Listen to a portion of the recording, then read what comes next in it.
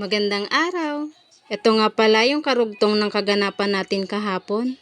Tara! Nabanggit ko nga sa inyo na magluluto ako ng paksiw na bangus. Naisa lang ko na nga pala yung niluluto ko dyan. Habang inaantay ko ngang maluto, nilinisan ko nga muna yung lababo. O diba, hindi naman halatang Bicolana yung kakain yan. Sa dami nga ng sili. Sadyang mahilig talaga ako sa mga pagkaing maanghang. Dahil yun nga sa kinalakhan ko.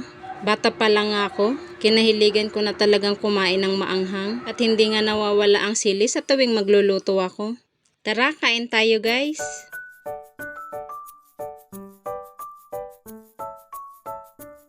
O diba, ang sarap ng kain ko. Pagkatapos ko nga kumain, eto at naglaban na nga ako. Ito nga yung babaeng hindi talaga nauubusan ng gawain sa bahay. Kapag hindi ko kasi ginalaw yung mga labahan ko, tatambak din. Kaya wala akong choice. Sabi ko nga magpapahinga muna ako ngayong linggo sa paglalaba. Pero wala rin. Tuloy pa rin ang paglalaba. Pero kunti lang naman yung nalabhan ko ngayon kasi pinalaba ko na nga nung mga nakaraang araw. Kayo guys, na-try nyo na bang pagsabay-sabayin ang gawain sa bahay? Ako kasi gawain ko talaga yon since bata pa ako. Yung naglalaba ka habang nagluluto, tapos habang nakababad yung labahin mo, sinasabay mo naman ang paglilinis. O diba, multitask.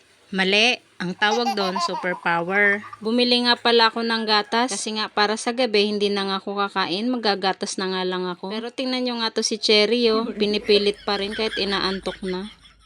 Kinahaponan nga, pagkatapos ko nga ng mga gawain ko, naligo naman ako.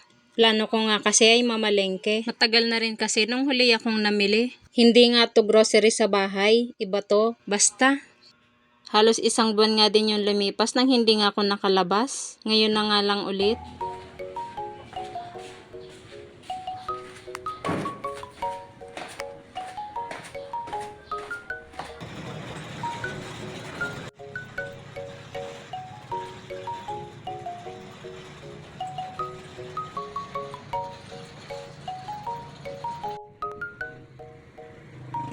Pagbaba ko nga ng tricycle, konting lakad na nga lang papuntang Llanas. Pero bago nga ako makarating ng Llanas, shoutout nga pala kay Kuya Mark Maglake, kay Kuya Dennis Mapilisan, kay Marol Dan, at kay Tyron Canillas.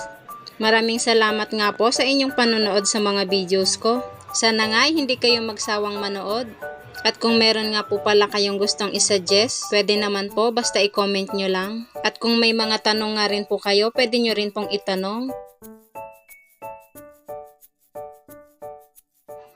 Eto nga, magbabayad na nga ako nyan. Hindi na nga ako masyadong nakapag-video sa loob kasi baka pagbawalan din ako. Minsan na rin kasi akong nag-video, pero sa ibang store naman yon.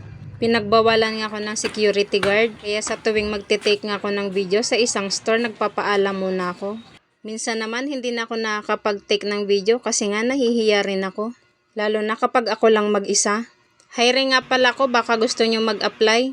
Taga-video lang. Charot. Pagkadating ko nga sa bahay, nagpahinga nga lang ako saglit. Halos 2 oras nga rin ako sa labas. Ang tagal ba naman ng biyahe ko? Paano jeep kasi yung biyahe? Ang tagal ko ba namang nag-antay sa jeep? Kinagabihan nga, inayos ko na nga tong mga pinamili ko. O alam nyo na kung para saan yung grocery ko. O siya, paano ba yan? Hanggang dito na lang ulit. See you on my next vlog. Bye!